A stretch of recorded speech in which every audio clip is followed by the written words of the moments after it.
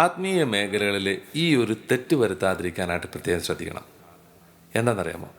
അതായത് നമ്മളൊരു പള്ളിയിൽ പോയി പ്രാർത്ഥിക്കുമ്പോൾ, അല്ലെങ്കിൽ ഒരു പ്രത്യേക അഭിഷേകം ഉണ്ടെന്ന് പറയുന്ന ഒരു സ്ഥലത്ത് പോയിട്ട് നമ്മൾ പ്രാർത്ഥിക്കുമ്പോൾ, ധ്യാന കേന്ദ്രമാകാം, തീർത്ഥാടന കേന്ദ്രമാകാം, മറ്റേതെങ്കിലും സ്ഥലങ്ങളായിരിക്കാം, അവിടെ നമ്മൾ കർത്താവിൻ്റെ അടുത്ത് മുട്ടുകുത്തുന്ന സമയം ആദ്യമേ തന്നെ കൊണ്ടുപോയിട്ട് കുറേ ഭൗതിക ആവശ്യങ്ങളുടെ ഒരു ലിസ്റ്റ് കൊണ്ട് കർത്താവിന് സമർപ്പിക്കരുത്. ഇങ്ങനെ ഒരു ഭൗതിക ആവശ്യങ്ങളുടെ ലിസ്റ്റാണ് നിങ്ങൾ ആദ്യം കൊണ്ട് കർത്താവിൻ്റെ മുൻപിൽ സമർപ്പിക്കുന്നതെങ്കിൽ ഈ ലിസ്റ്റ് നിങ്ങൾ കുറേ കാലത്തേക്ക് ചുമക്കേണ്ടി വരും.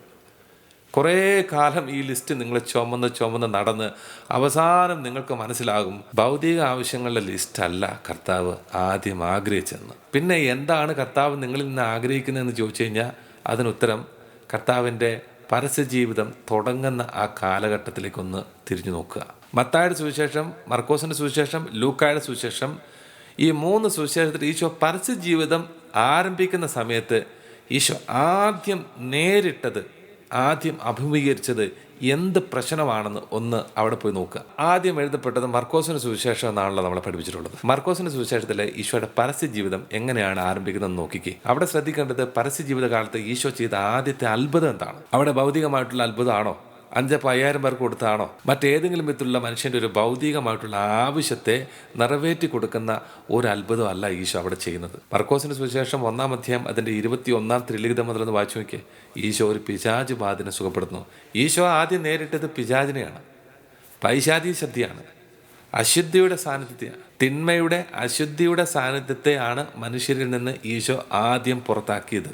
ഈശോ നേരിട്ടതും പിശാചിനെയാണ്, ഈശോയെ നേരിട്ടതും പിശാചാണ്. അപ്പോൾ ഒരു പൈശാചിക ശക്തിയെ ഇല്ലാതാക്കിക്കൊണ്ടാണ് ഈശോയുടെ പരസ്യ ജീവിതം ആരംഭിക്കുന്നത്.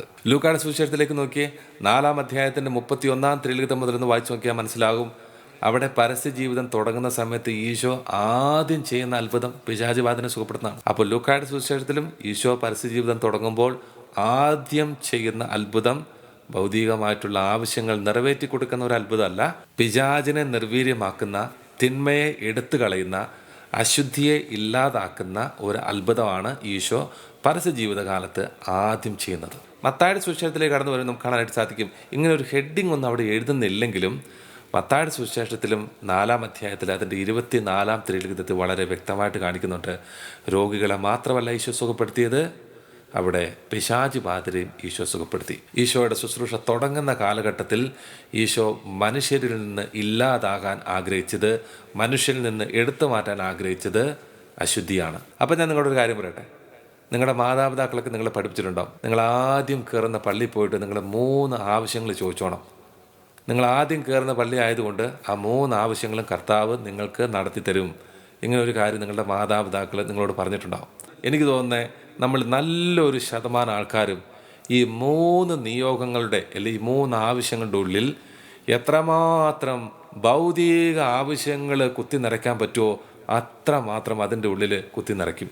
ഈ 3 നിയോഗങ്ങളിലും ആ സമയം മുതൽ മരിക്കുന്നോടം വരെ എന്തൊക്കെ ഭൗതിക ആവശ്യങ്ങളാണോ വേണ്ടത് അത് മുഴുവൻ അതിൻ്റെ ഉള്ളിൽ എങ്ങനെയെങ്കിലും കുത്തി നിറയ്ക്കും. 4-ാമത്തേലോട്ട് പോകാനായിട്ട് പറ്റില്ല. കാരണവന്മാർ വളരെ വ്യക്തമായിട്ട് മക്കളെ പഠിപ്പിച്ചിട്ടുണ്ട്. മക്കളെ ആദ്യം കയറുന്ന പള്ളി 3 ആവശ്യങ്ങൾ കർത്താവ് നടത്തി തരുള്ളൂ. അത് കാരണം ആ 3 ആവശ്യങ്ങളിൽ എന്തൊക്കെ ഭൗതിക ആവശ്യങ്ങളാണോ വേണ്ടത്, കല്യാണം നടത്തി തരണമേ, വീട് പണിത് തരണമേ, സ്ഥലം വിൽപ്പന നടത്തണമേ, സ്ഥലം മേടിക്കാനുള്ള കൃപ തരണമേ, ജോലി കിട്ടണമേ, ഇൻ്റർവ്യൂ പാസ്സാകണമേ, അങ്ങനെ എങ്ങനെയെങ്കിലും കഷ്ടപ്പെട്ട് ആ 3 നിയോഗത്തിൻ്റെ ഉള്ളിൽ ഇതെല്ലാം നിറച്ചിരിക്കും. എന്നിട്ട് വളരെ സംതൃപ്തിയോടെ ആ പള്ളി വിട്ട് ഇറങ്ങി വരും. എന്നിട്ട് അടുത്ത പള്ളിയിൽ പോവും, അവിടെ ഈ നിയോഗം വെക്കും. അങ്ങനെ വർഷങ്ങളോളം പുതിയ പള്ളികളിൽ കയറി ഈ നിയോഗങ്ങൾ ഇങ്ങനെ വെച്ച് കുറേ കഴിഞ്ഞ് കഴിയുമ്പോൾ കർത്താവ് നിന്നോട് പറയും, ഈ ഭൗതിക ആവശ്യങ്ങളല്ല ആദ്യം നിനക്ക് ലഭിക്കേണ്ടത്, പകരം നിന്നിൽ ദൈവത്തിന് ഇഷ്ടമല്ലാത്തത് ആദ്യം എടുത്തു മാറ്റുക. ചുരുക്കത്തിൽ പറഞ്ഞു കഴിഞ്ഞാൽ നല്ലൊരു ശുദ്ധീകരണമാണ്, നല്ലൊരു വിശുദ്ധീകരണമാണ് ഒരു വ്യക്തിയുടെ ജീവിതത്തിൽ കർത്താവ് ആദ്യം ആഗ്രഹിക്കുന്നത്. അത് കഴിഞ്ഞ ശേഷമാണ് കർത്താവിൻ്റെ വലിയ ഇടപെടലൊക്കെ ഉണ്ടാവുള്ളൂ. ഇത് സത്യമാണെന്ന് തെളിയിക്കുന്ന വലിയൊരു വചനഭാഗമുണ്ട്. പുറപ്പാടിൻ്റെ പുസ്തകം 19-ാം അധ്യായം അതിൻ്റെ 10-ാം തിരുലിഖിതം ഒന്ന് എടുത്ത് വായിച്ചു നോക്കുക. വചനം പറയുന്നു, അപ്പോൾ കർത്താവ് മോശയോട് പറഞ്ഞു, നീ ജനത്തിൻ്റെ അടുത്തേക്ക് പോയി ഇന്നും നാളെയും അവരെ വിശുദ്ധീകരിക്കുക.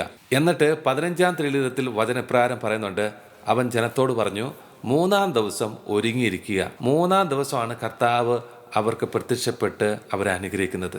ആദ്യത്തെ 1-2 ദിവസങ്ങൾ ശുദ്ധീകരണത്തിനായിട്ട് മാറ്റിവെക്കണം. ശുദ്ധീകരണം നടന്നാലേ നിൻ്റെ അടുത്തേക്ക് കർത്താവ് വരുള്ളൂ. പിശാച് നമ്മുടെ ജീവിതത്തിൽ നിന്ന് വിട്ടുപോയാൽ, തിന്മയില്ലാതായാൽ, അശുദ്ധി ഇല്ലാതായാൽ മാത്രമേ ദൈവത്തിന് നമ്മുടെ ജീവിതത്തിൽ ഇടപെടാനായിട്ട് പറ്റുള്ളൂ. അതുകൊണ്ടാണ് ഈ സമാന്തര സുവിശേഷങ്ങളിലൂടെ വലിയൊരു സന്ദേശം നമുക്ക് നൽകുന്നത്. പിശാചിനെ ഇല്ലാതാക്കിക്കൊണ്ടാണ് പരസ്യ ജീവിതത്തിൽ ഈശോ ആദ്യം ചെയ്യുന്ന അത്ഭുതം. പ്രിയപ്പെട്ടവരെ, എന്തിനാ ഈ മനുഷ്യർ ധ്യാന കേന്ദ്രങ്ങളിൽ പോയിട്ട് 5 ദിവസം ധ്യാനിക്കുന്നത്, അല്ലെങ്കിൽ 3 ദിവസം ധ്യാനിക്കുന്നത്? അവിടെ ഒരു 3 ദിവസം അല്ല 5 ദിവസം പിടിച്ചു വെച്ച് ലോകത്തോടും മനുഷ്യരോടൊക്കെ സംസാരിക്കാതിരിക്കുമ്പോൾ എന്താ അവർക്ക് പ്രത്യേക അനുഗ്രഹം കിട്ടും? അതിനു വേണ്ടിയിട്ടാണ് അവരിങ്ങനെ ഒരു 5 ദിവസം 3 ദിവസം അവിടെ പിടിച്ചു വെച്ച് അവരെ അതിൻ്റെ ഉള്ളിൽ ഇരുത്തിക്കൊണ്ട് പ്രാർത്ഥിപ്പിക്കുന്നത്? അല്ല. ഓരോ ധ്യാന കേന്ദ്രങ്ങളിലെ ധ്യാനത്തിൽ പോകുമ്പോഴും നിങ്ങൾ പ്രത്യേകം ശ്രദ്ധിച്ചു നോക്കുക. അതായത് അവിടെ അച്ഛന്മാരല്ലെങ്കിൽ അൽമായർ ആദ്യം പ്രസംഗിക്കുന്നത് മുഴുവൻ അനുതാപത്തെക്കുറിച്ചാണ്, അവരുടെ ശുദ്ധീകരണത്തിൻ്റെ ആവശ്യത്തെക്കുറിച്ചാണ്, പാപത്തെക്കുറിച്ചും വിശുദ്ധയുടെ ആവശ്യത്തെക്കുറിച്ചുമുള്ള വചനത്തിൻ്റെ ക്ലാസ്സുകളൊക്കെയാണ് ഈ ആദ്യ ദിവസങ്ങളിലൊക്കെ പ്രത്യേകം അവർക്ക് എടുത്തു കൊടുക്കുന്നത്. അങ്ങനെ വിശുദ്ധീകരിക്കപ്പെടേണ്ടതിൻ്റെ ഒരു ആവശ്യകതയെക്കുറിച്ചുള്ള ഒരു ബോധ്യമാണ് ആദ്യം കൊടുക്കുന്നത്. അതിനുശേഷം നല്ല തിരിച്ചറിവുകളും ബോധ്യങ്ങളൊക്കെ കിട്ടിക്കഴിഞ്ഞ ശേഷം പിന്നെ നല്ലൊരു കുമ്പസാരത്തിലേക്ക് പോവാണ്. അതിനുശേഷമാണ് ദൈവം ഇടപെടുന്നത് ഞാൻ കണ്ടിട്ടുള്ളത്. കുമ്പസാരം കഴിഞ്ഞ് ഒരുങ്ങിയ ജനത്തിൻ്റെ ജീവിതത്തിലേക്ക് ദൈവം വളരെ ശക്തമായിട്ട് പ്രവർത്തിക്കുന്നത് കാണാനായിട്ട് സാധിച്ചിട്ടുണ്ട്. 10 പ്രമാണങ്ങളുടെ അടിസ്ഥാനത്തിൽ നമ്മളിലേക്കൊന്ന് തിരിഞ്ഞു നോക്കണം. നമ്മളിന്ന് ആത്മപരിശോധന നടത്തണം. അപ്പോൾ എവിടെയെങ്കിലും എന്തെങ്കിലും പ്രശ്നമുണ്ടെങ്കിൽ നമുക്കത് മനസ്സിലാക്കിയെടുക്കാനായിട്ട് സാധിക്കും. മനുഷ്യരോടും ദൈവത്തോടുമുള്ള ഒരു ആത്മാർത്ഥമായ സ്നേഹത്തിലേക്ക് നമ്മൾ എന്ന് ഇറങ്ങി വരുന്നോ, എന്ന് ആ തലത്തിലേക്ക് നമുക്ക് എത്തിച്ചേരാനാകുന്നോ, ആ സമയം നമ്മളെ ശക്തമായിട്ട് അനുഗ്രഹിക്കും. അതിൽ യാതൊരു സംശയവുമില്ല. പ്രിയപ്പെട്ടവരെ, നമ്മളെ തന്നെ ഒന്ന് നന്നായിട്ട് വിശുദ്ധീകരിക്കാനുള്ള ഒരു കൃപയ്ക്ക് വേണ്ടിയിട്ട് നമുക്ക് പ്രത്യേകം പ്രാർത്ഥിക്കാം. അതിനായിട്ട് നമുക്കൊരു ആശീർവാദം സ്വീകരിക്കാം.